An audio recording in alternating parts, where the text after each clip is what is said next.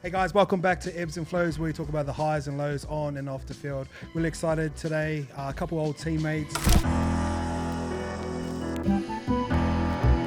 guys best friends?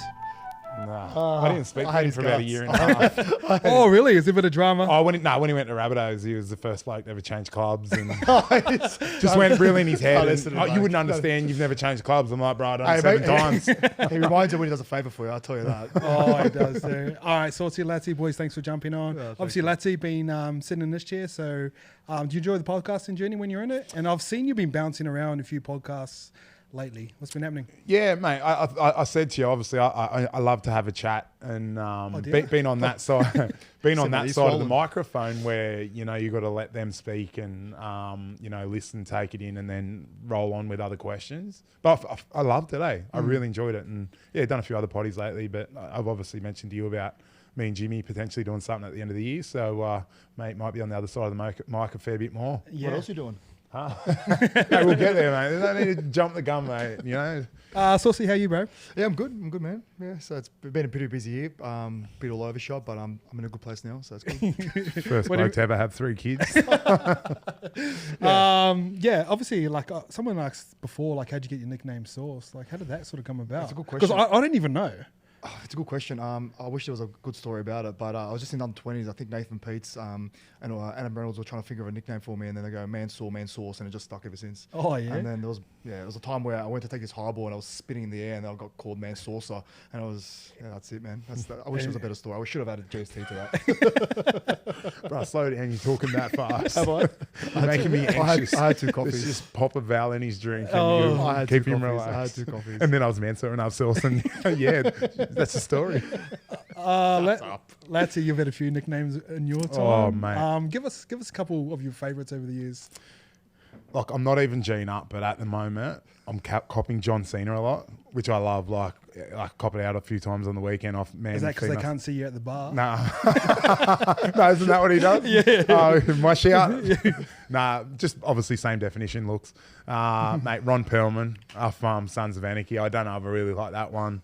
That was the OG, wasn't it? That was when we were at the Warriors together. I dressed up as him on the 2011 Mad Monday. But yeah, similar eyes and stuff. Consider similarities. No, none. But horse, monkey, Why monkey? gorilla. Huh? Why monkey? Just my features on my face.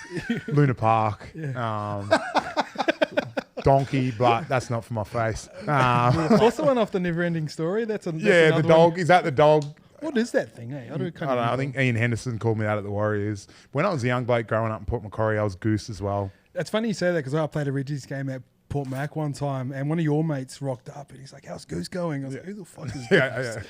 Once I become Lats, I grabbed onto that and held onto that. Yeah. Then not Goose or not Ron Perlman. John Cena, I might start getting people to call me JC now. A lot of animals in there. Yeah, a lot. Mate, well, I swear kids love me like kids love me, and I reckon it's a mixture of all the animals in my face, and like I'm a big friendly teddy bear. And then also transitioned into the GOAT a little bit later. Yeah. How did that sort of come about? Yeah, so NRL. So that was more my off-field stuff and the Cam Smith thing when I tried to play the ball fast off my back and hit him in the nuts, even though he was cramping my face with his ball bags. So that was off the back of that and a few other things that happened off the field. Roasty started giving me the GOAT, but I just really try and make clear I know it's got nothing to do with my rugby league ability. How did you react to that being called the GOAT? He would have been pumped. Oh, I love it. He would have been pumped. I do, mate. I'm the people's champ anyway, so I'm getting around high five and GOAT, even though it's half a mock. I don't care. It is what it is. That's mad. All right, so today's sort of episode, we'll sort of talk about transitioning outside of football, and we're at very different stages. I think I'm like 6 years out. You're about 3. End of 4, coming up end of 4, yeah. And you're semi. Yeah, so I always sort of be like a good sort of way to transition, but I don't want to like overlook your guys' careers. Saucy obviously had a wonderful career and is still going. What's some of the highlights from your career? Because you've done it all.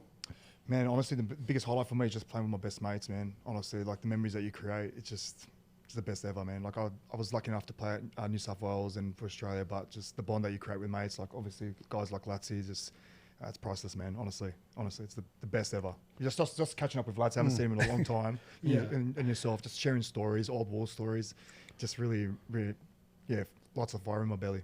The show's because it ebbs and flows, and you guys sum that up pretty well. I used to Moods. I used to call you guys the emotional roller coasters and the ups and downs. Do you want to talk about some of the downsides of your career? Downsides definitely probably have to be injuries. You know, early stages of my career, I should say, like it's just pure joy when you're playing rugby league. You know, you're obviously living the dream and you're having a good time with your mates. And I feel like at the back end of your career, you kind of get a larger perspective about it. Obviously, when you're getting injured, you know, the highs and lows with that, the work you have to put in on and off the field, mentally and physically. But also towards the back end of my career, I've kind of started noticing, you know, the transitioning away from rugby league, and that's kind of been a bit of a challenge for myself. You know, there was times where I was like, you know what, I'm done. This is it. This is my last year. But then there's times where I kind of just get reeled back in, and you know, this just comes back to the person I am. I'm pretty passionate. You know, as a little kid, like all of us, we've always dreamed to play in the NRL. So it's not something easy to give up. And I think the biggest fear for me is obviously falling into something that I'm also just as much as passionate about. Which I don't know. I don't think will ever be, you know, parallel. But you know, hopefully I'll find that one day. Man of Lebanese culture. I love Lebanese people, so like inviting and family oriented, and obviously food's really great, and The best ever. always in a rush to drive somewhere. Always. Not him. Bro, how many flat tires did he used to get driving the train? If I was hey, Ive, I got another flat. That was legit. He was just late. No, you weren't. That was legit. No way. We used to meet. I'd come 40 minutes from my house to meet him. He was coming 5 minutes, and every day he'd be 10 minutes late. Sorry, bro, I got caught in traffic. It was just he put more of an importance on his time than mine. He does that. And So he's the only Lebanese guy never in a hurry. He's on Fiji time. He's coming in late. The day I found out I was going to debut, I actually had a flat tire carrying the train. But yeah, no, mate, it's true. Sort of roll back off that question. What was like sort of the Lebanon experience and playing for that? Because there's like Australia, New South Wales, playing in grand finals, all that stuff's great from a surface level. But in terms of actual culture, and I felt this because I was lucky enough to play for Kiwis, but when I played for Cookies, it was just kind of like a little bit different because culture's like a little bit different. Do you want to talk about that experience? Yeah, definitely. Playing for Australia and Lebanon, like massive difference in my eyes. Obviously, playing for Australia, so many more cultures. Having the opportunity to play for the country of your birth was definitely one of my highlights of my career. But also to represent my culture was something special, man. Like it's hard to put into words exactly, but I think I should say early in my career, like it's a bit hard. Like there's always this perception on being Lebanese, and you know, it was negative and positive, whatever it might be. But I wasn't as outspoken as I am now about, and how proud I actually am about being Lebanese. So going to camp, everyone embracing each other, getting to know a bit more about my heritage. Like I was fortunate enough to go in 2009, and that was a massive eye-opening experience. Like I met uncles, aunties for the first time, and just to speak to them and hang out with them, and just break bread with them. It was like I've known them for my whole life. Like I was 19 at the time, and my dad unfortunately hasn't been back since he was 17 years old. So to kind of understand his upbringing, like me and my dad don't have the kind of best relationship. Like we're not really that tight, but we do keep in touch from time to time. But to kind of get an understanding of his kind of childhood kind of makes sense to kind of about his life and how it's panned out for himself. But yeah, again, like to share that trip in the last World Cup, that was one of the best experiences of my life. Like I was contemplating on going or not going because I had no contract, and if you get injured, like all that going through my mind. I've got a family. I had a lot going on in the background, so I took it as an opportunity. What's that? Bro, I could hear you laughing, bro. He's the only bloke. What do you mean? We'll get to you later. Yeah. It's your time, bro. You go. No, all good. Thanks for that.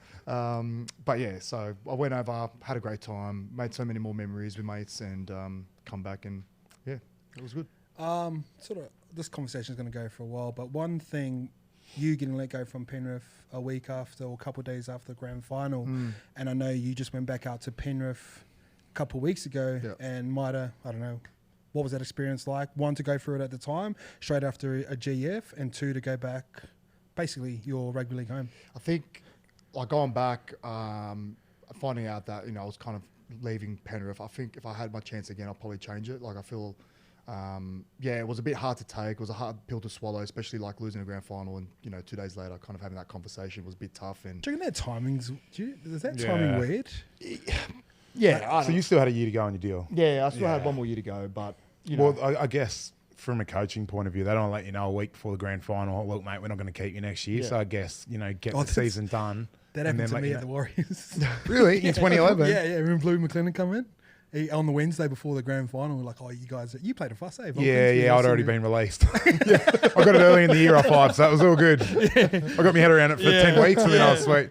But yeah, no, like, and I guess that's Ivan's reasoning. He doesn't want to let Saucy go. Let him know the week of, and we know our mate can hold on to things, so we're going to let him know the week after the grand final. Can I? But, obviously hard, and he's a legend at the club. Like, he was a guy who, heart and soul of the locker room as well, but rugby league's a business at the end of the day, and you now know that, and I found that out about 7 times. But it is what it is, right? And you just got to take it on the chin, and you obviously did and moved on. So I obviously had some time to kind of reflect and think about that situation. And again, like you said, it is a business end of the day. I was there for pretty much a quarter of my life, so I really grew up at that club. I went through the highs and lows, and I'm an emotional person. Like, I get really emotionally attached to things, and I'm pretty loyal, I like to think, with my mates, or especially with a club that whoever I play for. So again, like, it was a tough experience, but going back there, was that like good? Unbelievable, man. Yeah. Like, I can't even put it into words again. It's just when I went there, like, I haven't been there since 2020, and just meeting the fans there, the smell of the joint, like, What's it smell like? That deep heat, that grass, that dew smell, Yeah. It is a unique experience. It is a unique experience to play out there in the middle of winter. It's unreal. I love it. And just the buzz of the place, man. And obviously seeing all the old boys, like Jason Wrigley, the football manager, still there. Seeing Ivan there, Peter Wallace, seeing all the boys. And Spud's still there. Kevin Kingston. Is Mearsy still there? Who's that? Is Mearsy still there? No, I saw another old fella. I went out there to present about something, and I saw another old fella out doing the gear. So Mearsy mustn't be there. Nah, maybe not. But yeah, just to see how different the place is compared to when I first started. Like, everything's just changed for the better. But yeah, it's good to see where they're at now. They're obviously doing something well, and they could do a 3-peat. So crazy, yeah, man. That is crazy. Speaking of old clubs, Latsy, you'd probably have to take annual leave to for every reunion. I got the Penrith one the other day, actually. I got there too. All the old boys. I think that's the first one I've got off Penrith. They must have just found the email. Yeah, maybe. I don't know. Maybe because I went out and presented to the boys. Shadow, I'm still alive. So you sort of bounced around clubs, and so did I. But what's some of the best lessons you learned through that experience, like being regarded as a journeyman? Yep. Like you said, very likable. Yeah. How's that skill set? What was the skill set that you picked up during that time, and what's the skill set from that's helped you transition into where you are now? Mate, massively. Like, I think early on, I remember when Chico always used to go, "You're a journeyman," and then when he started to pick up a few clubs, I couldn't wait to throw it back at him. But I used to push back on him. I'm not like a fucking journeyman. I'm not a journeyman. But then I started to embrace it, and like you say, like, I feel like I got along with everyone at most clubs I played at. Or every club I played at. There's only probably 1 or 2 blokes I look back on and I'm like, I couldn't really get along with him. And you got 30 to 36 blokes in a football squad. So, you've gone to an office, there's usually people hating each other across the office. So I feel like that was a skill of mine. I can assimilate in with the New Zealand. I played at the Warriors. Me and Bogan, Jimmy Maloney rolled over there. And, we had Samoan, Fijian, Afghanistan, Cookie, white fellas, like Aboriginal, Mooney. Like, we had every sort of culture there. And, mate, we had a great mix back in that time in 2010-11. But I think I can go into any room and, like, I'm quite confident I can go and speak to most people. I reckon that's definitely helped me in transitioning away from sport. My network is now, I'm starting to reap the benefits of that. 4 years after I retired, with all the balls I got in the airs and fingers in pies, which, rugby league brought that to me. And, I faced, adversity through Warriors. Mate, we're not going to keep you next year. That hurts when you get told that at the time. And I didn't have kids then, so I didn't have a greater perspective on life. And, I thought the world was ending. But the reality is, a week later, the Dragons signed me. Hey, shit, the sun's come out again today. Yeah. But, the adversities you face, like both through injury, getting told you're not wanted. Mate, my first 5 years in the NRL, I played 50 games. So, mate, I was like Mansour's moods, man. I was up and down, up and down, up and down. You got the giant drop, the terror. But yeah, I think that adversity just, and I've had a few challenges since I retired, which we can touch on later. But, mate, I just feel like, the skills you learn through rugby league, first, how to talk to people, network, assimilate into a group, leadership, being able to get out of your comfort zone, being able to take feedback. You're always going to be in a good position after footy. And I know businesses target elite athletes, because especially team athletes, because you've been able to perform in a team environment. Yeah.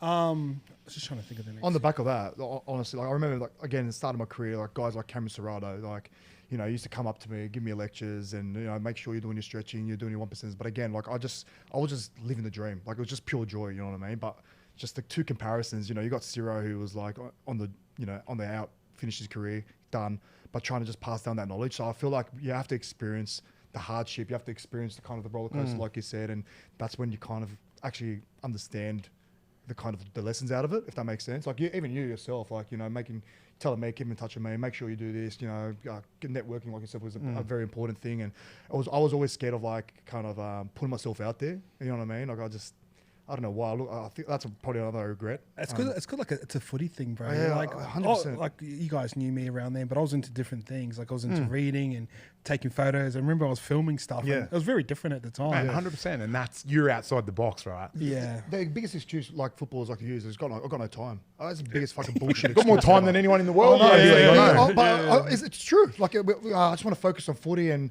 that's all good. That's all good. Focus on footy, Queen in the Nile on the day off. What coffee I'm ordering? Yeah, boys, we go on the TAB. Three different cafes on the day off. 100%. On like, Hinge. I kind of experienced it this year. Like I just got thrown a bit of a curveball, and I was like, shit, I don't know what I'm going to do now. Like, but fuck, I just feel like you should always plan for like at least 5 years ahead and just do other things. Like footy's not everything. Like I totally get it. Like I feel like I'm one of the old. You were that guy. I'm one of the old.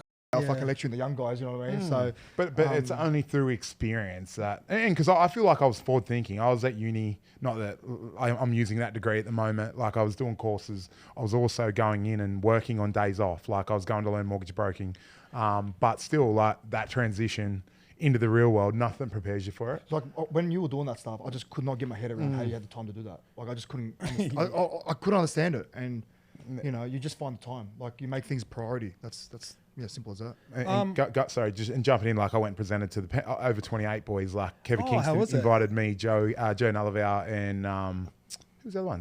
David Simmons, in to have a chat about our experiences. The Rev. Yeah, couldn't have any more three different people. The priest and Jerry. But I told everything. I just let them know what my last few years were like and what's been happening.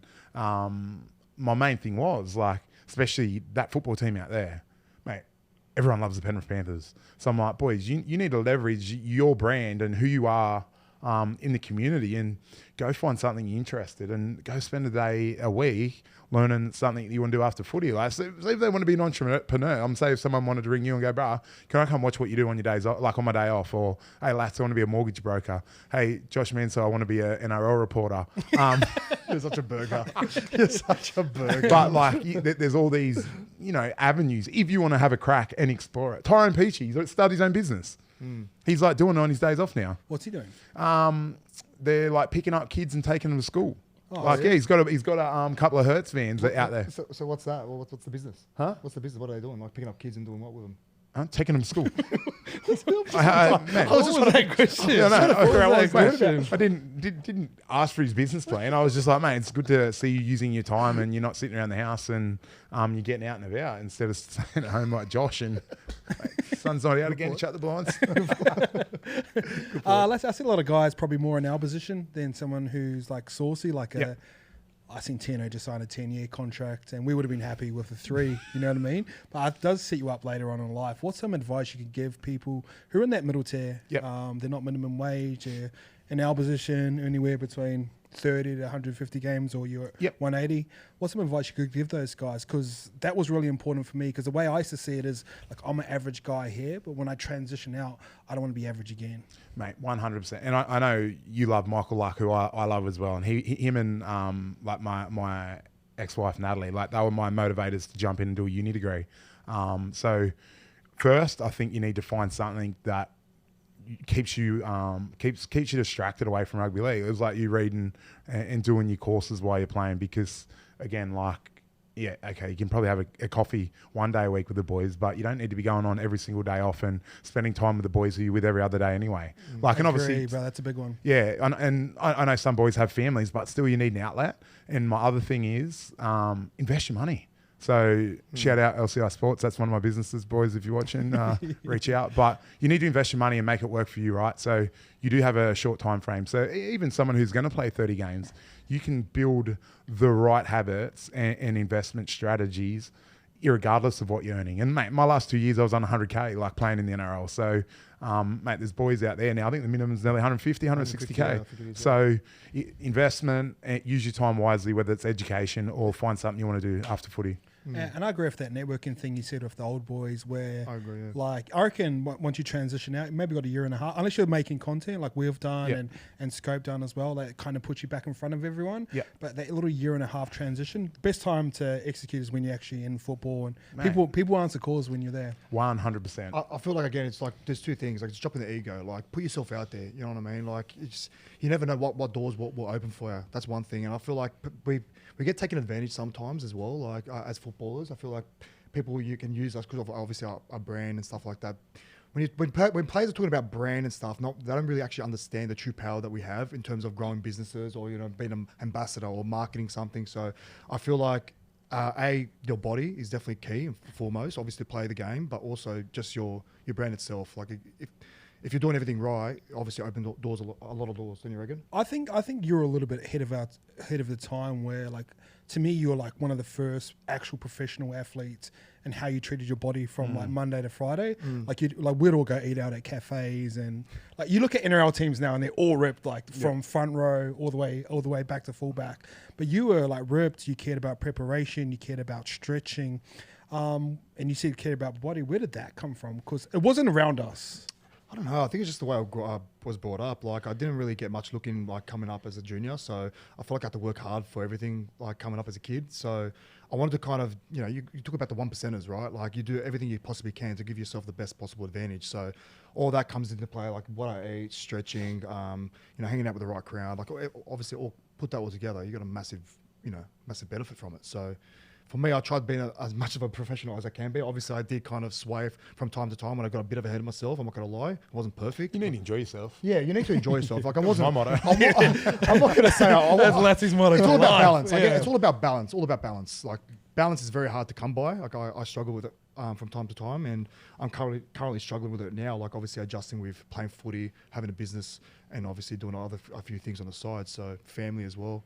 But even like doing like the modelling shots and like at the time we would pay you out because we're jealous, you know what I mean? Oh, 100%. More ripped than But now, like- but back then I wasn't. Like even now, like the boys, even I watch them and they do like Nico. He done his modelling gig and he was doing all stuff, but he pays himself out straight away. And like back in the day, that wouldn't be seen as cool. And I still feel like that.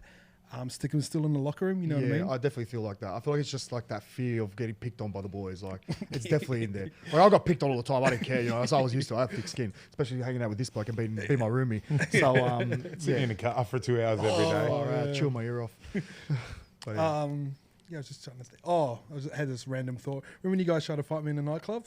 When? When I made a joke about your eye? Yeah, when was that? Was that a trademark? I don't know. It was Me? It was a flamingo I don't somewhere. think this fight was a blood. Flamingos, yeah. No, it was a Flamingos. blood. And, yeah, he threw the toys out of the car. Who was this? I come up to you, I was like, hey, Saucy, how are you? And you just go, I'm not talking to you. Oh, yeah, because you Just said something stormed on off. Twitter. No, you said something on Twitter and you were holding on to it. I remember checking you up on Twitter. I don't remember. No, I got Josh. Can you remind me? Can we bring the tweet out? Let's bring the tweet out. It was do- something on Twitter. And do you know what it was, bro? Someone asked why Sauce is out, and I didn't know the extent of your actual injury.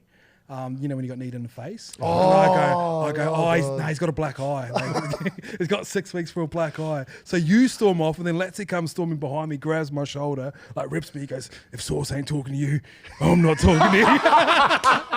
That is GST. no, Corey was there. Corey was there. I think I even had a YKTR shirt on too. Corey did. I'll take his logo off. It's That's coming so back to me. I funny. think Corey did tell me that. Because then there was another time at Trademark. Remember Jamal tried to fight you? Or was that that was Flamingos. Yeah, that was Flamingos. flamingos, you go. Yeah, flamingos. Isn't that flamingos? Yeah, the new flamingos. Yeah. It's a great night in at flamingos. Yeah. I think that's where we then ended up back at Tell the story Zetland. about J-Lo. Tell them the story about that. I can't really remember.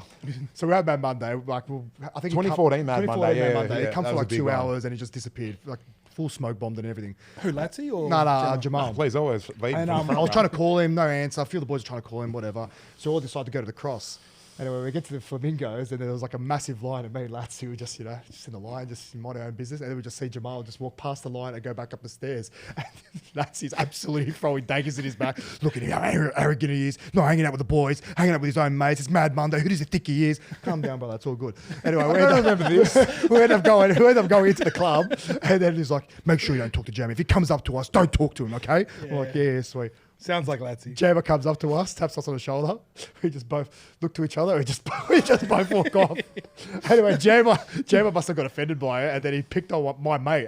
Happened to be So what there. happened? Yeah, he picked on Ahmed. Do you remember that? I can't remember. I just remember the blow up upstairs. I don't remember being in the line. Anyway. I thought you had pool there and we went to the front. Oh, mate. And anyway, it was a bit of a push and shove. And then Jammer got kicked down. Then me lads are hanging off the balcony.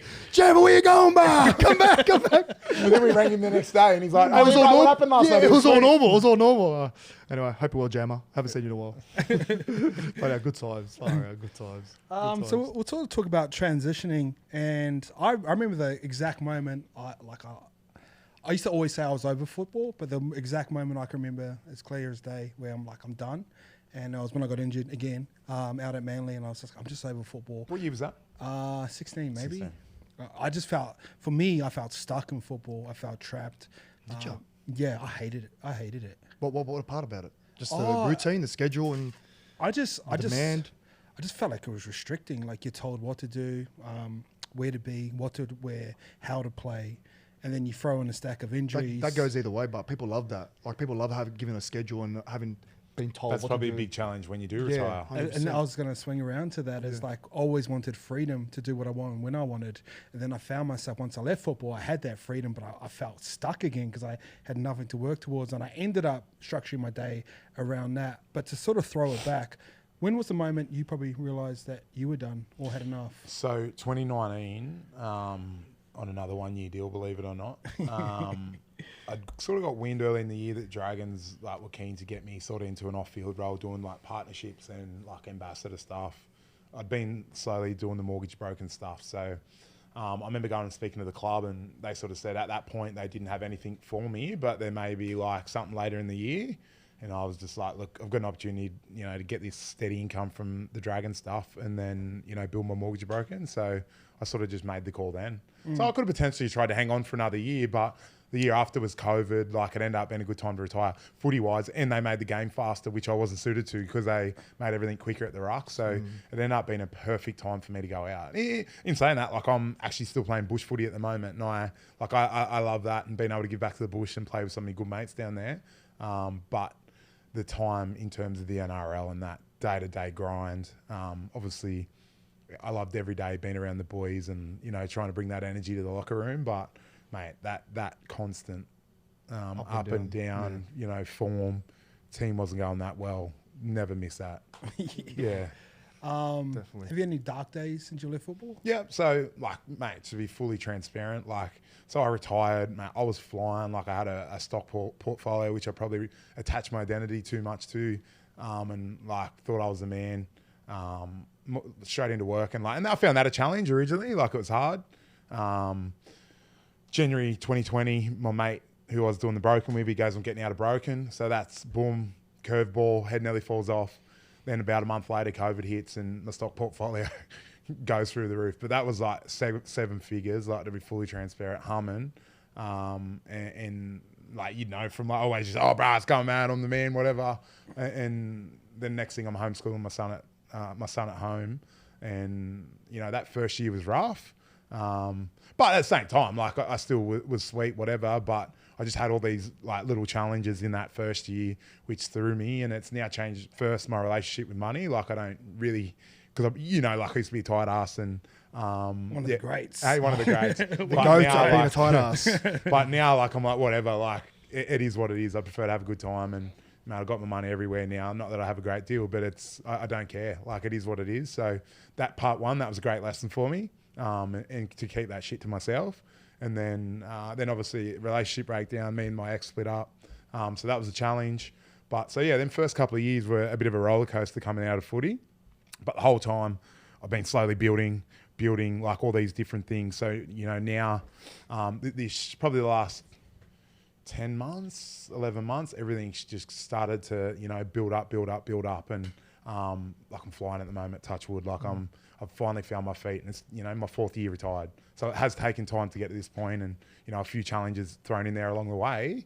But like you talk about injury, getting dropped, all that shit that happens, that adversity that I've faced now makes me appreciate everything now. And you know, just appreciate every day, because there's going to be a curveball comes at some point. So just have to get the arms up, ready to take it on. But you just appreciate also when you're, you know, playing rugby league and having that professional contract, you know, you appreciate not having those external forces have that massive influence on you, you know what I mean? So, you know, living day by day, yeah, training might be tough some days, you know, maybe you get dropped here and there, whatever that might be, but you're still living the dream. You don't really actually realise how good you actually got it playing in NRL and being involved in that environment. I'm at this point now, and I said this to you at the airport, because me and Ice ended up on the same flight the other day, and I'm just like, mate, I fucking love like my life now more than when I played footy. Like, it's unreal. Like, in my day, I wake up 4:45 and it's just chaos all day. But I'm getting better at the organised chaos, and but I fucking love it. I'll ask you a question. If you could right now drop 5 years off your life and there's a $300 contract in front of you, $300,000 contract for the next 2 years, would you go back in? And lose everything I've built to this point? Yeah. No way. I don't think no I would chance. either, to be honest. No way. Like I said, I've just gone through 3 years of roller coaster of different things that I faced, like professionally, personally, and I'm now humming. Like that'd be stupid. Yeah, no chance.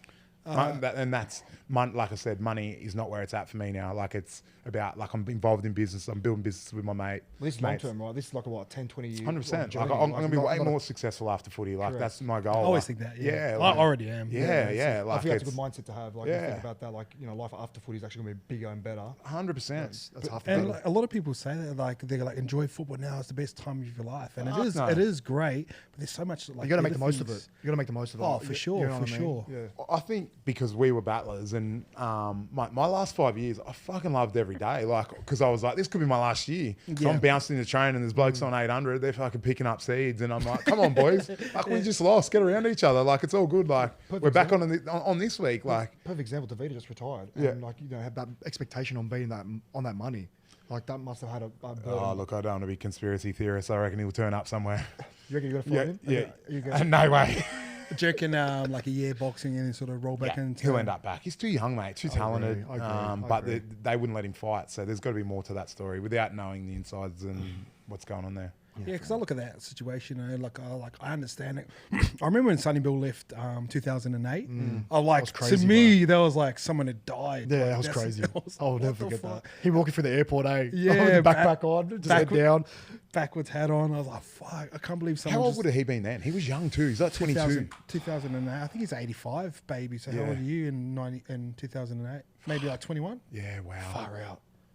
It's Yeah, pretty... 23. He would have been 23. 22, 23. Yeah, that because he won the comp when he was 19 in 2003. Correct.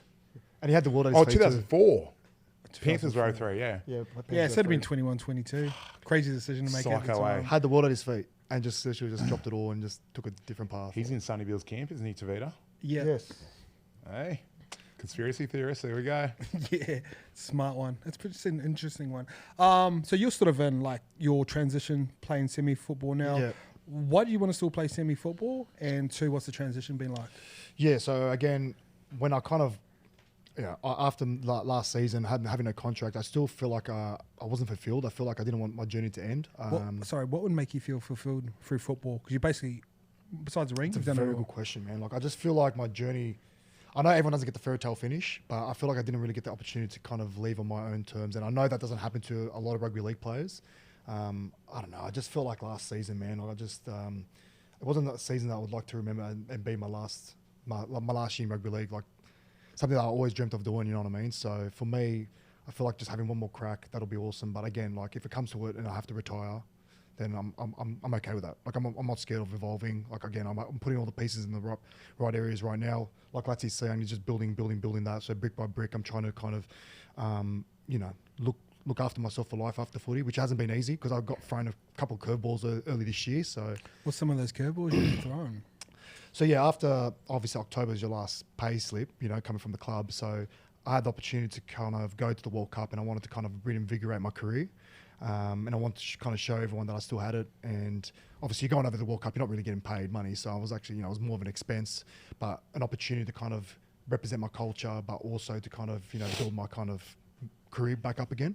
I thought it was a pretty good campaign. You know, me and the boys, we got to the quarterfinal. I thought I played pretty decent, and I don't know. I always thought that everything works out, everything will work out, everything will work out. I was kind of having that mentality coming through, and then, you know, I'm in January. I've been living off my savings, not a dollar coming in, and I was like, what's going on here? And then I got a curveball. Like I ended up having, you know, a bad business decision. Like I had a bad business fallout, which happens, and that was like a massive dark cloud over my head. And it was like one thing after another. It was just a snowball effect. So obviously having no club, no income coming in, you know, we got bills, mortgages, got a family to look after, and then, you know, having a bad kind of business fallout, that really hurt, because that business that I was involved in, that was always going to be my transition away from football. So it wasn't like I wasn't trying to think about what life after footy was going to look like. So I kind of put all my eggs in one basket, which fell through, and I was like, wow, like I kind of almost hit rock bottom. And then after that, I had some good news, but I couldn't actually celebrate the good news because I had all that stuff going on in the background. My wife fell pregnant. So again, it's great news, the biggest blessing from God, but it's another kind of pressure. Yeah. So I've got these 3 things happening at once, and I'm trying to figure out what to do with myself. And again, like, you don't understand like how good you actually have it until, you know, it's taken away. So that's what I kind of really experienced. And now, like Lati's saying, it takes time to kind of build yourself back up again. And I've been doing that this year, and now I'm in a good place. Found balance. I found something that I'm passionate about. You know, I'm doing my own thing. I've got my own business, Click Built, which is an awesome renovation business.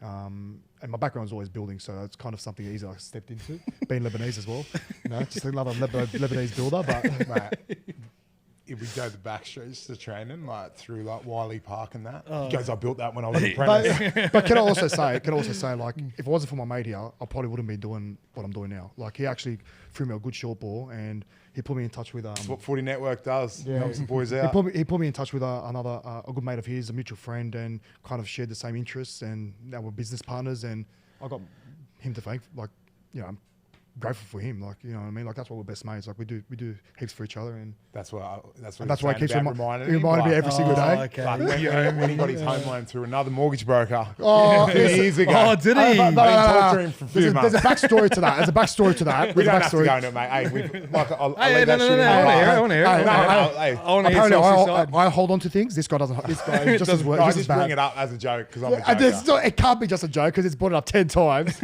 Shout out mortgage brokers. But yeah, man, I'm and then I've just got a gig at Newtown. Like, that come out of the blue. So I talk about ego. Like, that kind of hurt my ego at the start, because I was like, how did I go from playing in NRL regularly and, you know, achieving what I achieved to all of a sudden just playing reserve grade? And again, I just go, you know what, stuff this. I'm putting my ego aside. I'm doing what I love. You know what I mean? I play for a great club like Newtown. Like, yeah, they're a reserve grade club, but they're great people. It's a great club, and I'm having fun. So while I'm doing all the other things in the background, it's paying itself off. So you built your experience through rugby league, and you used the adversity through there, through injuries, through getting dropped, through losing GF, stuff like that. How much more or less did that business one hurt because it was your first one?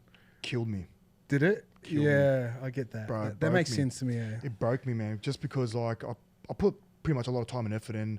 Bro, he was pumping it on his days off and putting time in it, and it was the face of the business. Like, you would know yourself, like, business, it's like your second baby. It's like a baby. It's your baby. You know what I mean? And I really saw this as my future. And when it kind of got taken away from me and it didn't end up happening to be that way, it was like, I didn't see it coming. A part of it's my fault. I was a bit negligent.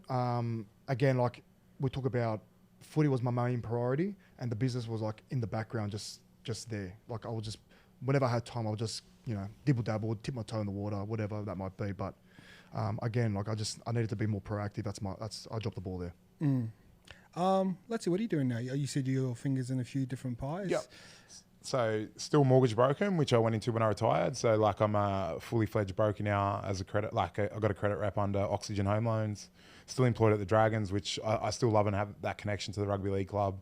Still love that football club. Obviously, I was pretty well travelled, but I think I played 3 years in total at Dragons, 4 at Penrith. So they're sort of my 2 favourite clubs, but I love the Which Dragons. one would you pick better? Dragons. Oh, would you? Yeah, Really? yeah. Even though they hurt me with like their performances, but the club's been really good to me post footy as well.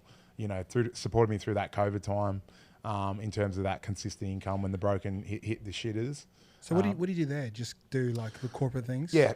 So like I'm partnerships manager. So I have, say 15 hospitality sort of partners who like a few of them become like my good mates, and then like just do promos and ambassadors, go away with like the sponsors for an Origin trip, go to Mudgee. Like it's good fun. Yeah. MC at home games. So doing them too. So they've been my 2 main ones. I'm doing something with the NRL, which is about to change, which I want to touch on after this. I was doing like transition mentoring. So I have like 20 boys in that 1 to 5 years retired. But that role will be made null and void soon, which I'll get to that. Tommy Simons, my man. Yeah. And then I've got LCI Sports, which I mentioned before. So I'm in that with Luke Lewis, an accountant and a financial planner. So that's just helping athletes build wealth. First year player, we've got boys who are retired. We've got soccer players, jockeys, female sports players. So it's a space. I mentioned about something bad that happened to me financially, and I made some other bad decisions when I was playing footy in terms of how I invested. So sort of just to take that away so boys can focus on, their sport. Did you ever have someone like holding you, not No. necessarily holding your hair, but advising you on where to put your money? No. You know what I mean? What to do with your brand? I had Nudo, Nudo helped me. Nudo's, Yeah. Nudo was good. He just goes by, put your money here. And Yeah. I was like, and that's just kind of what I've always done. So that's essentially what we're doing now, helping the boys. So like index funds or... like index funds, like the fund manager. We do property development. So I've just got into one of them myself, which is up, they're doing the backpackers on the Goldie. So I have to keep flying up to check on that, making sure it's getting built. That's a great business trip. Yeah. Business trip. Like after the weekend, mate, I might even buy a unit up there. What did you get up to on the business trip? Flat stick, mate. And then my other 2, so Unite, which is like a merchant apparel business. So I have that with Luke Lewis, and my mate Jaden Walker. So doing all sportswear off field for footy, but we can do on field for soccer, or like pretty well any sort of apparel. And then we're sort of planning to do a sportswear brand as well, Athletic Leisure, which is in the process now of getting designed. And then we've got another side of that, which is Unico, which is like a marketing agency. Do you feel like you're outstretching yourself with all that? I was just about to ask the exact same question. Are you doing too much? My day's chaos, yeah. Like I'm up working from like 4:40. I do a morning routine as well. Like I do that every day for about 45 minutes where I meditate, do gratitude and journal, read like quotes and stuff, and like manifest. I do a few weird things. Yeah. And then I work. That's not weird. But like my headspace is like unbelievable at the moment, and I bring it back to that. Just building good habits, but then from pretty well, once I finish that, I'm chaos. Like if I got the kids, because I have them every second week, I'll work for 2 hours, get the kids ready for school. I've got to train every day, so I go to the gym, and then it's just meeting. Then I'll jump back online at night if I have because I'm punching out loans and that as well, and that's still my main source of income. Question. So if NRL players listen to this right now, how would you advise them financially? Obviously, you don't have to go into detail, but what's some good basic frameworks that they need to do? Yeah. Because people were telling us just, save now. Yep. And back in the day, I was like, if you get a house cleared up by the time you finish football, you're in a great position. Well, that's a dream, paying off the house, in your footy career. But you've always spoken about it. Like property isn't the be all end all. And for guys who might not have a house deposit, they can put 30K into for example, what we do, manage funds and add $1,000 a month, and then you're slowly building it. Compound interest. You're putting 10 to 15% on that a year, depending on what you're doing. Pull a bit out, put in one of the property developments, that gives you a return in 2 years. So go to professionals, and hey, LCI Sports is available, but if not us, there's plenty of people out there who can help you. But then if you are going to go into property, and I got stitched up with a bad property, me and like my ex-Nat bought, he was a con artist. He was pretty well a con artist, but mate, I got buyer's agents who I work with now, being a broker, mate, and I've tipped a few of the footy boys into it. Like some of the capital growth they've had in 2 years is unbelievable.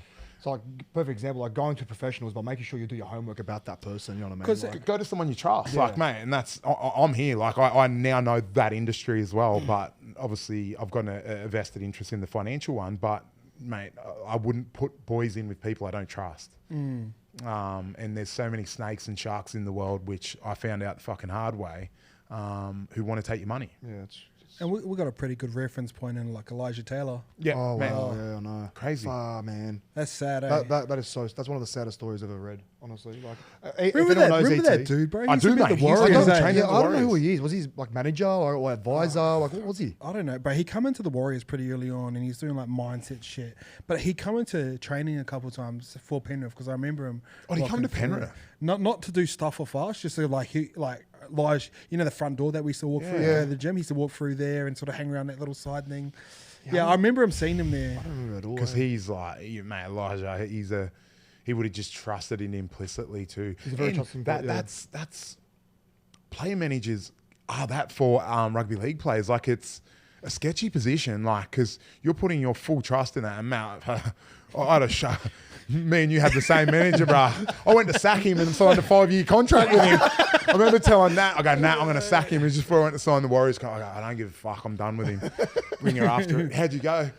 Fucking sign 5 more years. He just guilt tripped me into signing another contract. Yeah. And I was like 22, tail between the legs. I feel like Do you know what he tried to get me with one time was like I just re-signed with Penrith, was going well. I signed it and he tried to swoop me in with the little one on the side. He goes, "Yeah, just sign this one while you're at it too." And I was like, "What's that?" He goes, "Oh, it's like my contract." I was like, "Bro," at the same time I was that's sitting how in he the got me. seat. I was signing a Warriors the contract. best. But Yeah, I was like, I'm going to sack him. Tail between Oh, I the feel like legs. that old order of management is like definitely changing. It is. definitely changing. How would you change it? I think you guys just got to be more proactive. I feel like the current managers, I feel like they just outstretch themselves. I feel like their portfolio, they got like 50 to 100 players, and you can't put your time and effort in that many Agree, players. bro. I Top agree. 10% because that's where the income's coming from. yeah. 80, And that 90% as well, of their and that income as come well. from the top 10 of players. Yeah. You're not going to give Jeremy Latimore time at the bottom end of I the get scale that. getting you $5,000 a year when Josh Addo-Carr's getting you $100,000 a And year. I think most of it's just leading players on, like, you know, on the string. You know what I mean? Just giving them false hope and just keeping them there, and then out of nowhere something might just happen, and you just hope for the best. I was talking about this with Artie quite a bit, but I reckon the way the model's going to work soon is like say Cheese, for example, he's like got a clothing deal with us, but like say he comes to negotiate a new contract, get a business person that you trust, Agreed. one, Agreed. and then negotiate a one-off deal. I and agree. then contract a Agreed. contract lawyer, and like, hey, this is going to cost 6 hours. This is going to be 6 hours. Your fee is $500 an hour. Here's $3K. Help me so I don't get fucked over, and then take me with them. There's better business people than me, but you know what I mean. That should be the model. 100%. Mate, Imagine being on $1 million 100%. and agree. giving someone I agree. $50K to I do agree. fuck all. I But agree. that's a one-off deal, man. And then there's marketing agencies and stuff out there, like you say yourself, or like what I'm involved in. We can source third-party deals for the top. It's only the top 10% of players who are going to get marketing deals anyway. Jeremy Latimore's not going to get sponsored by again anything, so it's only that top 10% who are going to get the deals, right, mate? That's spot on, and Well, I reckon we will see that transition away from player managers, because what you said is getting that person in to negotiate a one-off deal. We help tip and someone I know involved in one of their business to an accountant who does that sort of stuff, who negotiated, took a 10K fee for one-off instead of taking 30K a year to do absolutely nothing. That's a good business model coming up. So if someone wants to get in player management, I need another business. Hey, what do you want to do something together? fuck, your legs already been shaking, but I started saying that you're fucking going all over the shop. But like, fuck, if any NRL on, players are man. listening to this, that's the way to do it. Yeah. Get rid of your management. Anything is when you're like a little bit. I think nationality is really important. Like Yeah. you see a lot of the Islander Totally. boys who too scared to talk to Ivan because Ivan's not giving you like clear answers. Yeah. Talking in riddles. Yeah, and then Bro, am I playing this week, mate? I fucking feel you well on the weekend.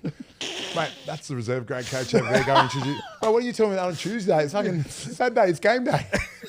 Oh, mate. go talk to Breno. Fuck. Sorry, I was going to touch back on because we're talking about transition, and I wanted to go into this, and I know they've just negotiated the most recent CBA deal, and I think they're handing over the keys to the RLPA, and Shout out Nito. hey, Nudo, Tommy Yeah. Simons, How Jamie good's that, Bureau, a boys? couple of the great men of rugby Unreal, league, man. but. It's a space, obviously, I've mentioned, I've had my struggles. He has. I don't think there's many people out there that don't struggle with the fact that you go from doing something you love with 30 of your mates to, trying to build this whole new identity in life, which you shouldn't attach your identity to being a rugby league player, but a lot of boys do. Agree.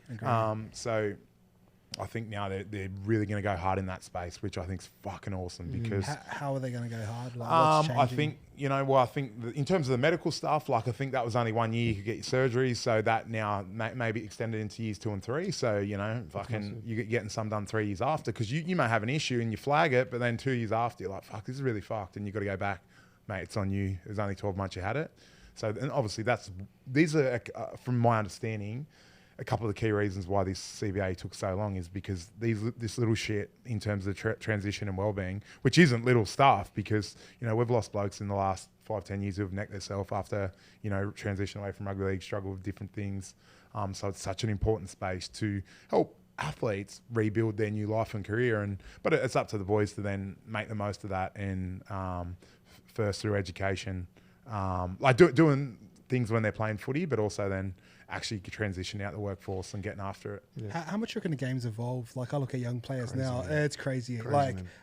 we get 8 weeks off back in the day. Fucking see you later. I'll see you November 1st. Haven't done a lick of training. These guys are like doing training. They might go to Bali for like 4 or 5 days and train twice over there. But it was also an old man's game. Like, now it's just a young man's game, man. Like, there's just the average age in the NRL. Like, it's just crazy. Like, you look at Penrith for a perfect example. Like, and it'd be crazy. I want to know what the There was average- 5. In the over 28 crew, there was like 6 boys come. And when I first got there, like, Yowie's one now, and he's like, Yeah, he's still- been in the NRL for 15 years. He's just hit 28. he looks very weathered. Big Yowie. No, he's putting his head where the sun don't shine.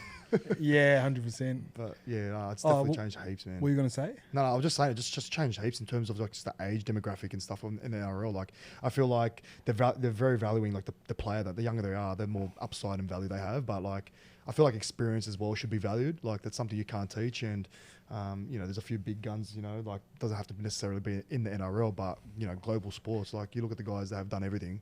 Like, they're the most well respected, and it's the reason why they were respected. I feel like they've done their trade, they've applied it, and You got the unicorn, LeBron James, oh, far out. 39, still dominating the NBA. Well, even like you know, guys like, you know, he passed Kobe Bryant, like, for example, he played what till he was 40 years old or something, like Cameron Smith. Cameron Smith, like, I look at DCE. Like, Yeah. he's DCE, still killing he's it. still How old is killing he? it. 30. He's 89, 35? baby. He's going to be 34. 34, 45, that's right. Yeah. Yeah.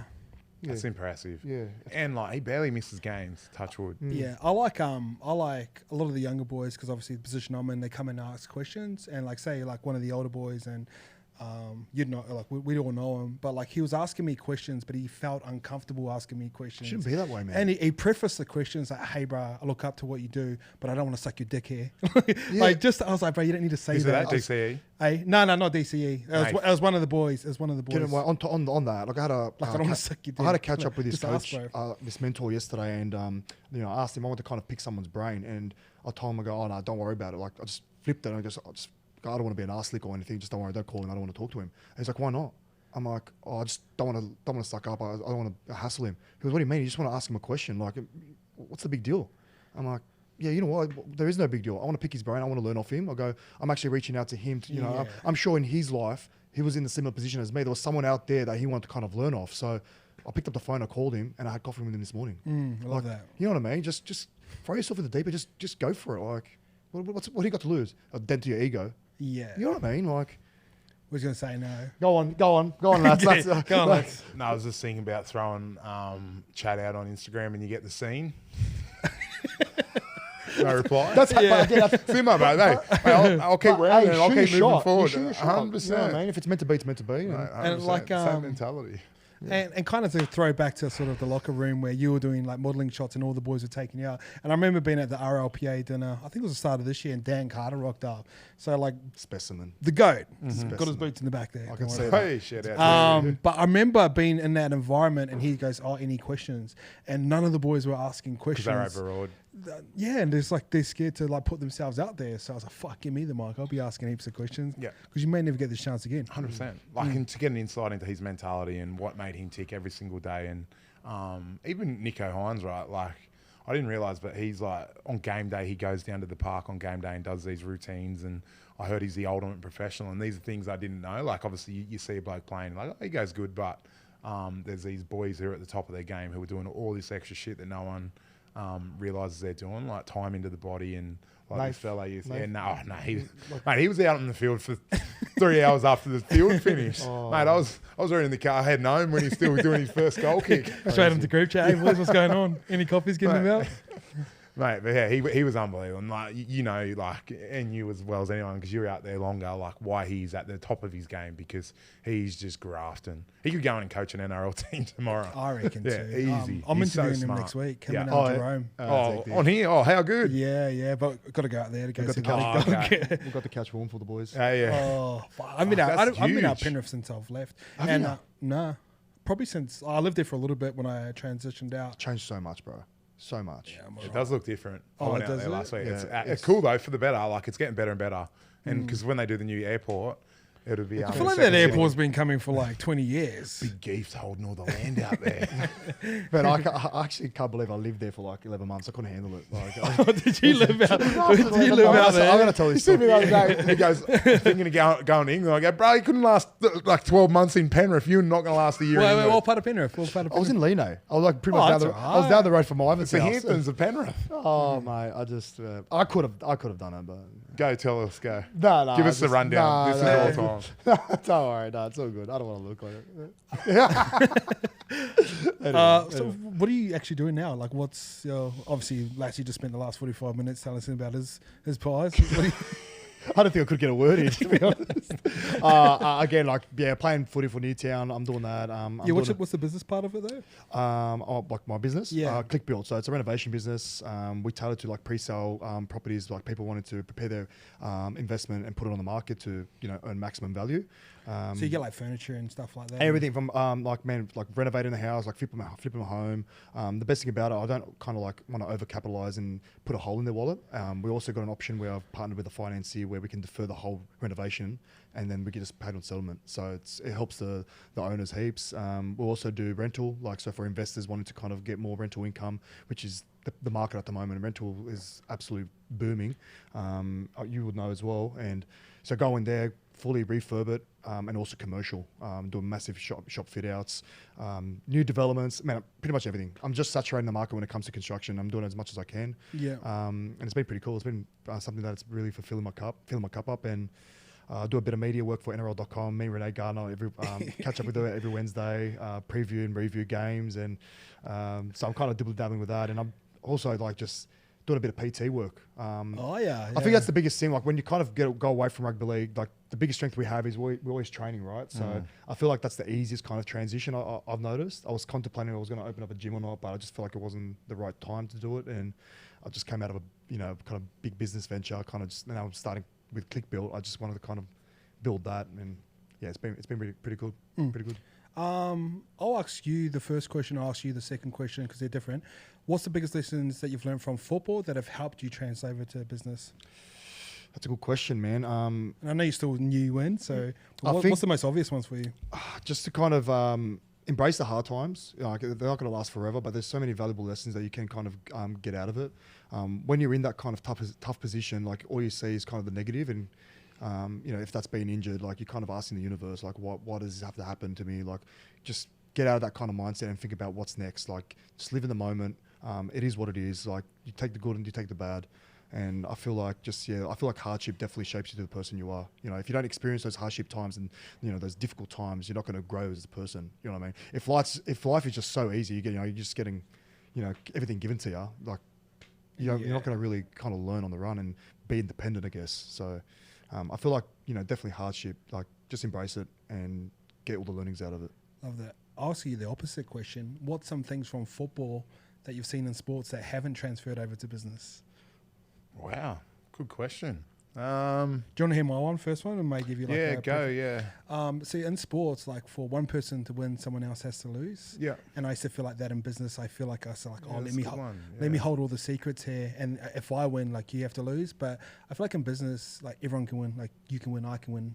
You know what I mean? There's a lot of pride of your share. Yeah. There is, no, bro. there totally is, yeah. And that's how I see it. And the stuff that sort of happened with Scope earlier in the year, like to me, I was like, "Fuck! Like take that pie. Like I can just create some more ones." Yeah.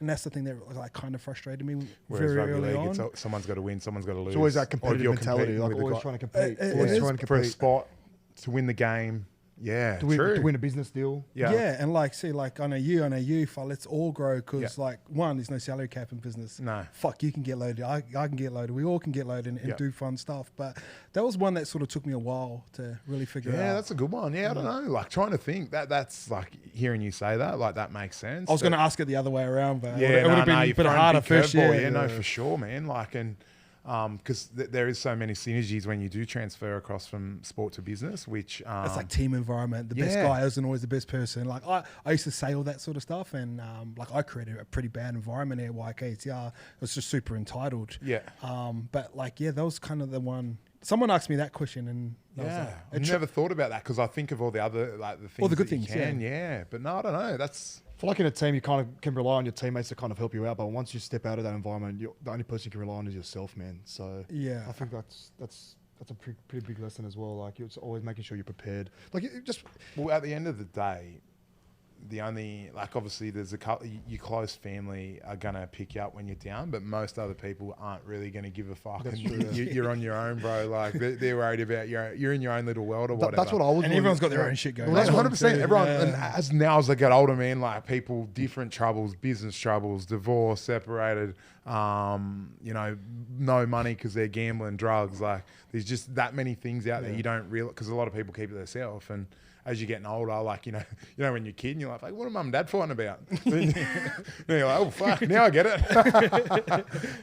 Why's mum in the mood? Yeah, fuck, that life ain't that bad. You're coming home from school. I try to tell my kids this every day, and I tell them every day, I go, I fucking love you too. Like, I tell them every single day, but I'm like, you have to realize, like, these are the best years of your life. Like, you got no trouble. You're getting fed. You're pretty well getting your bum wiped. I go, you literally just have to go to school, hang with your mates. You get your lunch made for you in the morning. You come home, your dinner's made for you, and you sit on the couch. You go to bed. You get 10 hours with the cucumbers on, and you're back going at What's it. the say you used to always say? Smell the roses. Yeah, smell the rose. No, mate, I got that off my mate Shane Gregory from Port Macquarie when I made my debut, and he goes, mate, congratulations, but always make sure you smell the roses. So that's why I've always, like, I've got a confidence about me, but like, I'll talk to anyone and try and be as humble as I can, because I never think I'm better than anyone, but you got to be confident. Yeah. So I want to touch on something you said there about like the challenges in life and all the different shit, how adversity makes you stronger. And I feel like kids these days, and you agree with this, it's like mum and dad are protecting them until they're fucking 16, 17 and, you know, making like sure everything's smooth and there's no dramas in the world. Then they get turned down from their first job and the fucking world's ended. Like, don't you reckon like the younger kids these days are so protected? And then obviously social media and getting smoked on social media from, you know, bullies or your peers or whatever. But I just feel like young kids are a lot more protected and insulated from the troubles of the world these days. They've got all the answers right on the phone. Yeah. I don't have to ask them. Like, back when we were kids, like, mate, you're getting pornos and hiding them at home. exactly. Why is these pages so sticky? Why is this stock still so stiff? No, Sock. But yeah, I just feel like with young kids these days, I feel like there is a sense of entitlement. Like, phones are number one cause of that. Like, they can just type in their phone and they get their answer just like that. We never had that opportunity when we were kids growing up. But on the flip side of that, what are you guys giving your kids though? Do they have iPads? Do they have access iPads? iPads. Not phone. My eldest is 10. And I said he's not getting a phone till high school. Or if he does, it'll be just to call him because he's now going out and riding with his mates. You want to spun me out? Like riding on his bike? Yeah, he goes riding with his mates Fuck, on his I bike. haven't seen a kid ride a bike in like... Yeah. Hey, how about the convo we're having now? Like 5 years ago, we were not talking about this kind of stuff. I remember when he had his important first though, kid, he bro. goes, It's mate, you wouldn't important. know the feeling. I go, bro, I got 2 of them at home. Now he's had 3. He goes, you don't understand what it's like for 3. I go, I don't. You win that one. Got me there. Bro, do you know, it's an important conversation because, like, as you get like a little bit older, and I always find people open up to me. It's probably the reason why I enjoy podcasting. But a lot of kids don't have great childhoods. No, like, no way. But that's how the emotional trauma from your childhood affects your adversity later on in life. Because, man, I remember heaps of shit from when I was a kid, but I can't remember shit that happened 10 years ago. But like stuff that resonates or affects you. And man, like I was a skinny kid with big buck teeth and things like that. Pimples on my face. Now, like you grow in your body in that, but like things from back then you still remember. Yeah. And because then bullying and different things like that. I saw my mate put up something the other day, his daughter getting bullied at school, and I'm just like, fucking hell. And that's, I just don't get into my kids. Like, don't you ever get involved in that and stay away from it. I agree with that. Yeah. What happens if they are getting bullied? If they are getting bullied, well, a couple Yeah. of things happen, like with my young bloke and that, and I'm just like, mate, I go, because then I found out like these kids are trouble, and I'm like, it's because their life isn't good at home, and you know, like different movies you send across the year, the kids who are doing the bullying have fucked up childhoods, or they get a hard home life, and a lot of the time, yeah, well. I've sort of told him now, I go, bro, if he does it again, I'll go Take a put one on his swing? chin. Yeah, no, I've Yeah. told him. So I started teaching him how to box. Oh, sick. Yeah. But he's a really nice kid. He's a sweetheart. So Yeah. Yeah. Some kids just don't have that. Used to scare him, mate. Remember, if you're beard on the phone. he used to cry. Yeah. Oh god. No, he loves all the boys now. He loves footy. So you're talking about parenting, like how are you guys gonna nurture your kids not to be, I don't want to say as soft, but Yep. Nah. is that all right? No, for sure, man. yeah. No, definitely. bag your You go kids. first, Saucy boy. Nah, I just. It's a good question. It's like it's something like that's not easily answered. And you don't want to sound like too much of a hard ass. Yeah. At the same time, I just feel like they should respect everyone no matter what their circumstances are. I feel that's a really big thing, and it goes back to the bullying, right? Like, you know, I could open heart and say that I never done that as a kid, and I kind of really despised bullies growing up. You'd be denied. Yeah. I don't know. I just feel like treat everyone equally, no matter what their circumstances, and it's a. I don't know. Just parenting. Just keep on learning on the go. Like I don't got the right answer. I don't think there is a right answer. I think like, everyone's unique in their own way when it comes to parenting, and you know I'm doing whatever me and my wife think is right, and you're doing whatever you think is right. So It's so right. Like you're learning everything on the run, right? Like every year though, like I read Raising Young Boys and Raising Young Girls and the Making of Young Men just to refresh, because every year they're going through different shit. But I think you can only, because we've had a few things this year where like me and Nata got calls about stuff that's happened at school, and like one of them was quite bad, and like you just got to sit them down and try and talk them through it and explain why they can't do it. But back to like Ollie, right? Like, because he's got more going in than me in terms of playing footy. Roy Asatasi's son plays in Ollie's team. Yep. And we're doing rolling. I make him do rolling ruck. They're 10, but like they're an unbelievable football side. They haven't lost in 2 years. Yeah.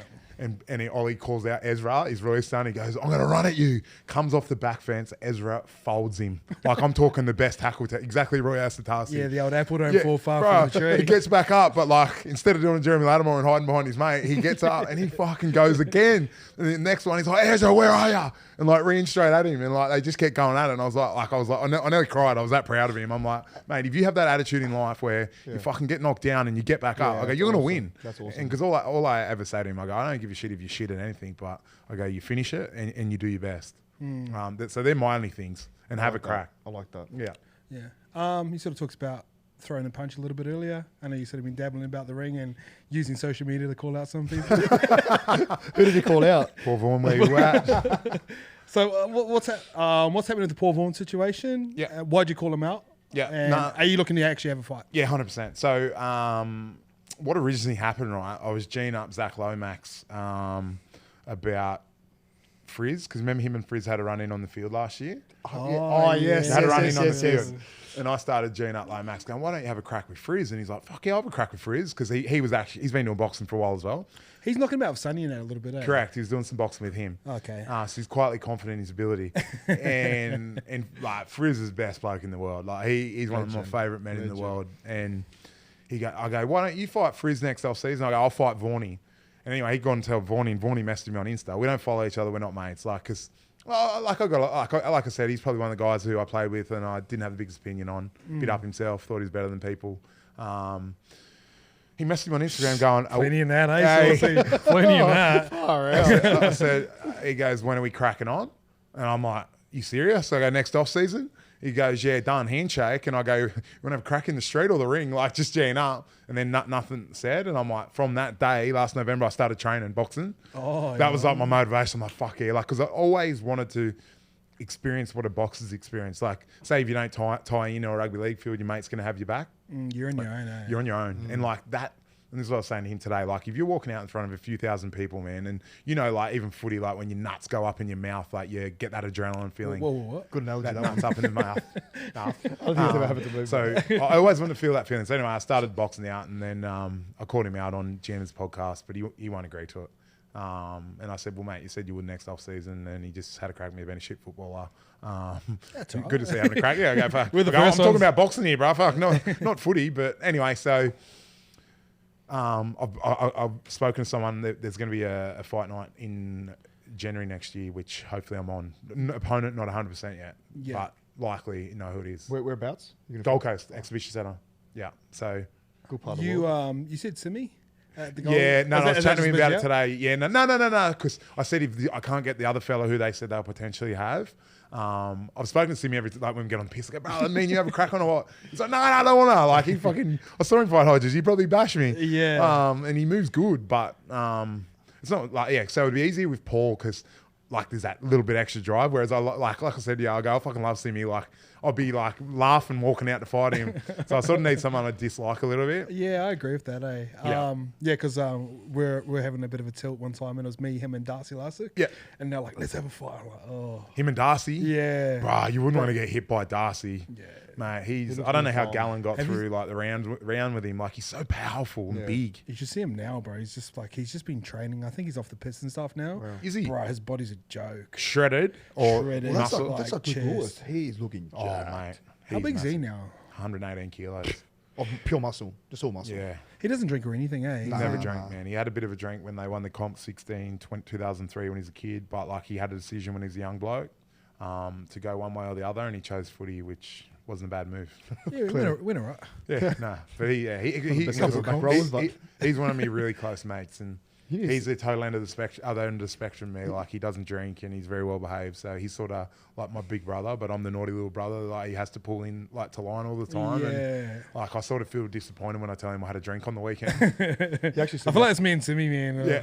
Yeah. What are you up to on the weekend? Too quiet. Like, Don't want to tell him. Nah. He actually set me up for my first NRL try on my debut. Did I'll he? never forget it. Yeah. He's a fucking gun. Yeah. He's such a good footballer. But yeah, obviously grew up out in the Riff and now, mate, living down in God's country in the Shire. He's done really well in life. It's not God's country. It is God's country. Better than Cronulla. Bondi. Better than Bondi. No, it's not. It is. Well, why do you keep coming to the Beach Road Hotel every weekend then? Do you want me to answer that? That's what Shout out Nico. to the Shire. Yeah, no, Yeah, I know Nico. Nico too. Yeah, I was Nico like, loves fuck it. off back to Cronulla. Toby loves You know, going I've never down. been. Huh? I've never been. Really? I've never been. Beachy. I've never been It's a beachy. joke. I was with him on the first night I went there, and that was one of the great nights, that one. Yeah. What's the vibe like? He's getting bullied from Jake Turpin. At the Jake Turpin and Sam Walker. Lloyd. Oh, no, that was the next time. They Oh, ripped my was it? pants at the thingo, at the yeah. races, and we got kicked out. Do you remember our first time meeting each other? Do you remember? Yeah, at the Dragon, club? no, The at club? Rogers Club. The Yeah, club? yeah. mate, Thought he was the man. Yeah, absolutely tuned my ear Thought off. he was the man. The waiter came out with a mop, just absolutely slobbered everywhere. I was thinking about this the other day. Like, it's pretty sad. Like, the word lisp has got an S in it. Like, I know. Are you saying that because of my left? Man, I hate hearing myself say S's. oh, It's yeah. fucking that hard. I actually had on, was it radio or was it a podcast I did? They go, oh, no, when I was MC a couple of weeks ago at an event, and like after like the first half an hour, they go, oh, your lisp has actually come back a bit, so you mustn't be nervous anymore. So when I must be nervous, it's really out there. I'm like, fuck, don't tell me that. Now I'm going to think about it when I'm talking. Do you hate listening to yourself? Are you like, Oh, mate, I hate, like, stand it. he always used to film himself. I'll go to film myself. Fuck it. Someone go over there and film me. I can't film my own head. It rattles me. Is that because it can't fit in the screen? I need a selfie stick He uses an iPad. from Mars. I was thinking before, we should have put a little cocktail umbrella on the end of the sun. You should have put plastic over it, actually.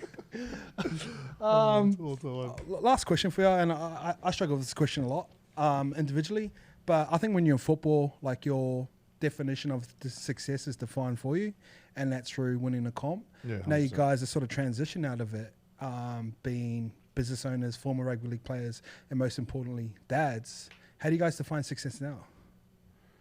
Do you want me to go first? Saucy's going. My mind's Nah. Oi, mate, like I've spoken about how I used to feel with different things with money, and obviously, yeah, footy was on wins and losses, but me is being happy and wanting to do what I'm doing every day. And obviously, you know, that there's a mixture of things around that. So one, being the best fucking dad I can be, being a good mate, being diligent and training and doing things like that every day, ticking boxes like with me morning routine, I do a night routine, all that stuff is, and like these businesses I'm building, which are progressively getting better, mate, and I get happiness from all that. Yeah, literally so for me, it's happiness now. and because again, I haven't been happy at different times since I retired. So I've now built. I know I'm slowly working out what works for me. Again, I only just got diagnosed ADHD, which you wouldn't believe, but Makes sense. I think I got borderline that as well. I reckon you would too. But so my next part is working on my focus and being fully ingrained in my work. And my mobile phone can be a bit of a distraction, so I have to put that away.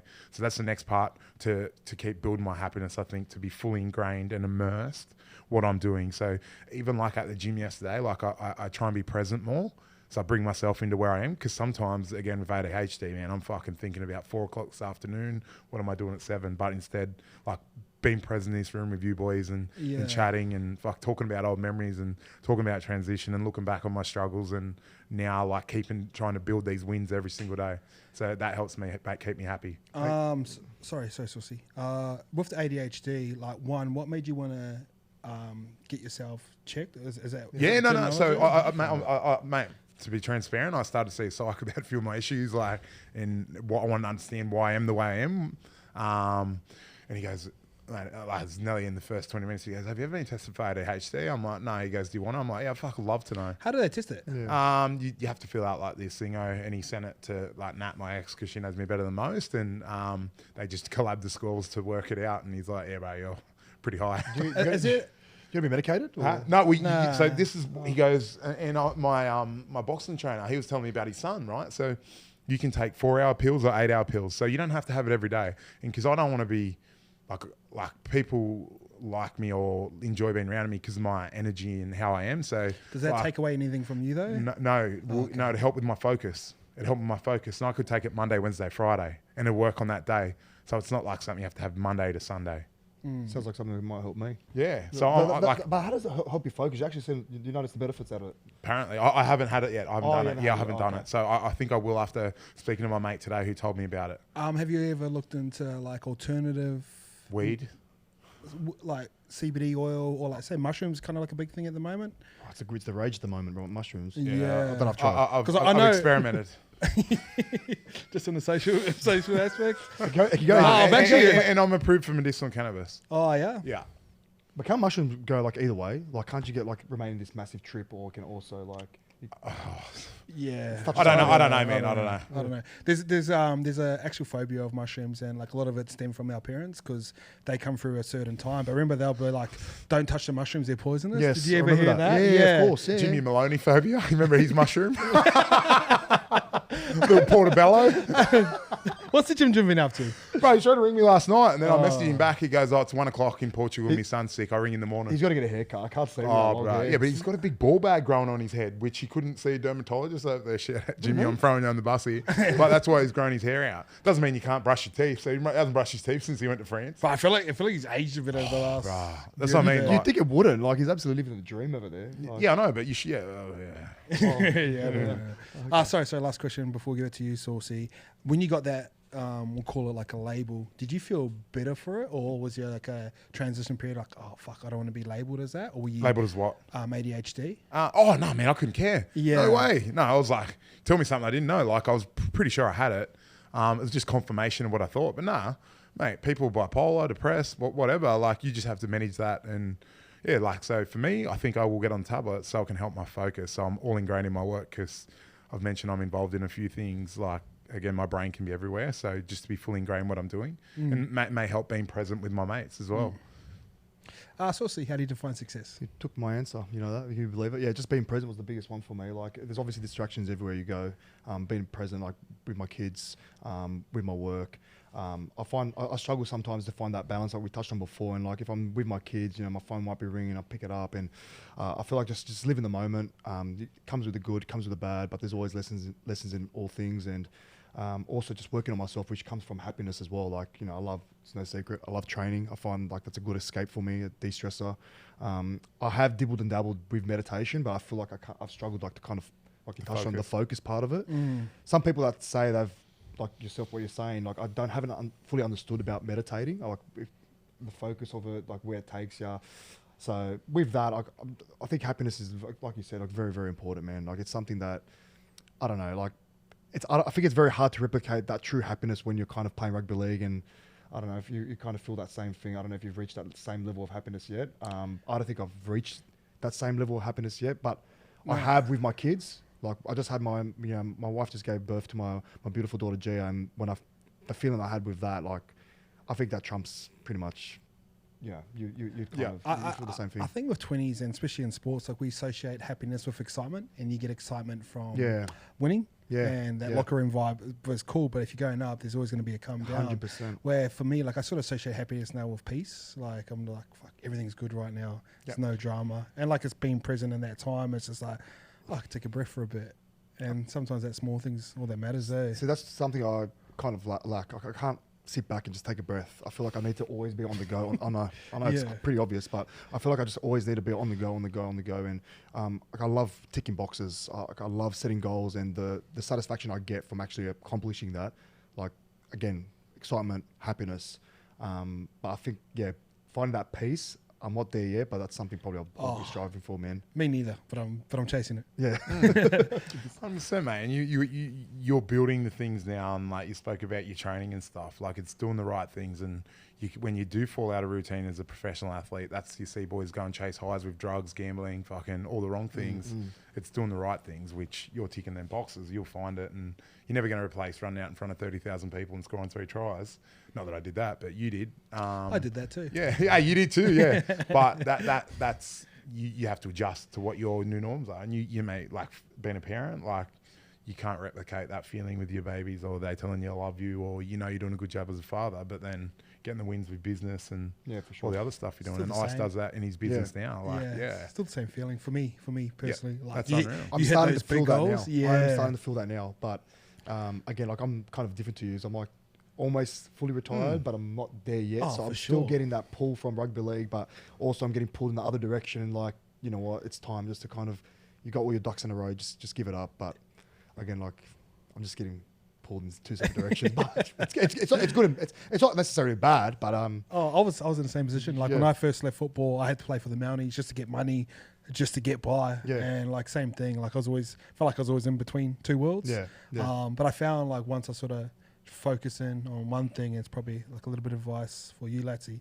Once I sort of zoned in on my main thing that makes the most money for me or gives me the most excitement, I feel like everything around just kind of fell into place. Where I was trying to do everything at once and try and be everything for everyone and try and take everyone with me. I feel like I sort of suffered like the most because I was just go home stressed and like, I don't know. I feel like there's like 3 pillars I kind of believe in. Like obviously knowledge is power. That's first and foremost. And you probably could back me up on that. Passionate. You definitely got to be passionate about something, and just self-belief. I feel like you have those 3 things. I feel like you go like really far in life and whatever you put your mind to. So that's pretty much what I've been living off. Love that. It's a great way to wrap up the episode. So boys, thanks for jumping on. I appreciate your time and company as always, and reach out if you need anything. Sounds good, brother. Sure, bro. Thank you.